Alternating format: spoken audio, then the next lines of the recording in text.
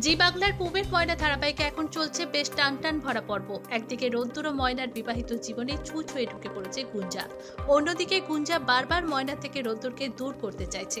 সম্প্রতি ধারাবাহিকে দেখানো হচ্ছে গুঞ্জা তার নিজের জন্মদিনের মিথ্যে পার্টি দেবার বাহানায় রোদ্দুরকে নিয়ে ক্লাবে যায়। গুঞ্জা সরাসরি ময়না ও রোদ্দুরের বেডরুমে ঢুকে পড়ে এবং নিজের হাতে রোদ্দুরের জামা বার করে তাকে সাজাতে চায়। এতে মত দেয় না ময়না।